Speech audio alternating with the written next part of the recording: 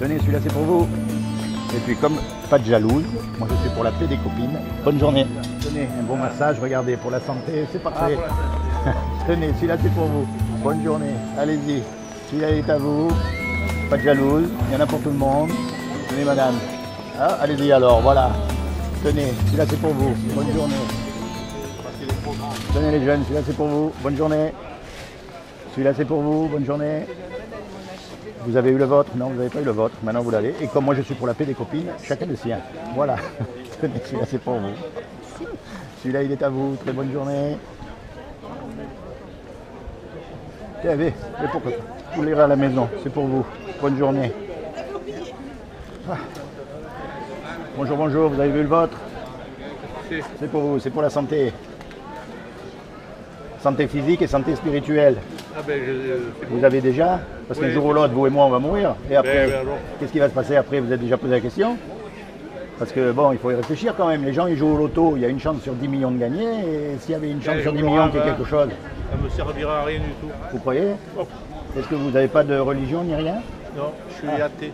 Ah, vous ne pouvez pas être athée. Oui. Ça n'existe pas, athée. Ben oui. Eh non. Et si, pour être athée, il faut avoir la connaissance absolue. Et on n'a pas la connaissance absolue. Alors qu'est-ce que je suis alors? Si je crois en rien. Vous croyez en rien parce que vous n'avez pas été... Je suis athée. Vous voyez? Parce que pour pouvoir dire je suis athée, et tous les jours on découvre des choses. Imaginez qu'il y ait vraiment quelque chose vraiment après la mort. Ça vaut au moins la peine de l'écouter, non? Écoutez, j'ai pas envie de vous entendre. Hein. Ah voilà, c'est pour ça. Oh là là c'est pour ça. Et pour écouter des trucs de la mort, eh ben... Ah non, justement, c'est ça qui est magique. Ah non, allez voir ailleurs. Moi, je ne suis pas là en train de vous écouter. Là. C'est dommage. Et hein. j'en ai... Ah, ouais, pourtant c'est une bonne nouvelle. C'est pas grave. Pour une fois. Allez voir quelqu'un d'autre, ce sera mieux. Hein. Bonne journée. Il y a trop de sous dans la MRT. Tiens, les jeunes, c'est mon jour de générosité aujourd'hui. Merci, c'est gentil. 1 million chacun. Ah bon, on ira loin. Hein? Qui c'est qui vous offre 1 million chacun?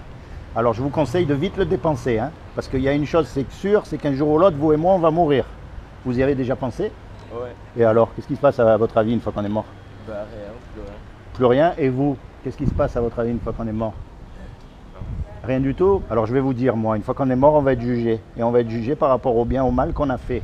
Comment est-ce qu'on sait si on a fait du bien ou du mal? Vous connaissez la loi des 10 commandements? Ouais. Alors, on va voir. Est-ce que tu as déjà menti? Attention, je ne juge pas, hein, parce que moi j'ai menti encore plus que vous. Hein.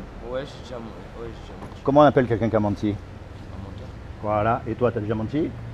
Jamais. Jamais, menteur. Est-ce que tu as déjà volé quelque chose? Ouais. Ben, alors, comment on appelle quelqu'un qui a volé? Un voleur. Moi aussi, attends. Alors ça, c'est la question qui tue tous les hommes. Est-ce que tu as déjà regardé une femme dans la rue pour la convoiter? Ouais. Ah, Ouais. bon. Donc, si on meurt et qu'on est jugé par rapport à cette loi-là, on va être déclaré coupable. Et si on est coupable, la punition, c'est l'enfer pour l'éternité. Et on ne veut pas y aller. Remarquez, on préfère ne pas y croire. Pourtant, c'est la vérité. Alors comment on fait? Comment on fait? Je vais vous dire. Il y a 2000 ans, Dieu lui-même, il est descendu sur terre, il a pris une forme humaine qui s'appelle Jésus. Et il est mort à votre place sur la croix. Il a pris votre péché, mon péché, et il s'est sacrifié pour que vous soyez libres. Vous n'avez jamais entendu parler de cette histoire? Eh bien maintenant vous savez. Et il est écrit que celui qui s'approprie ça pour lui, il sera sauvé. C'est-à-dire que c'est comme vous et moi si on fait un braquage demain.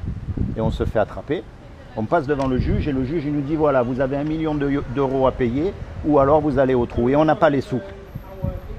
Et puis il y a un homme qui arrive qu'on ne connaît même pas, qui met les sous sur la table pour qu'on soit libre. C'est ce que Jésus il a fait pour vous et pour moi, pour qu'on soit libre. Alors le but, c'est pas d'aller dans une église ou dans une secte ou ailleurs. Quand vous êtes tout seul, dans votre coin, commencez à parler à Dieu. Dites-lui, moi j'y crois pas. Dites-lui, moi je suis en colère. Il faut être honnête avec lui. Il faut vraiment dire ce qu'on a dans le cœur. Il faut commencer à lui parler. Et vous verrez si c'est pas vrai. Et au moins le jour où vous mourrez, eh ben c'est comme si vous mourrez pas en fait. C'est aussi simple que ça. Vous avez une Bible à la maison? Non. Eh ben trouvez-vous une Bible. Commencez à la lire et vous allez être surpris de ce que vous allez trouver dedans. Ok? Quand vous êtes tout seul, les amis. C'est comment ton prénom? Maxime. Maxime, moi c'est Laurent. Et toi? Baptiste. Baptiste en plus, avec un nom comme ça, franchement, t'as aucune excuse. Hein. Ouais. Soyez bénis.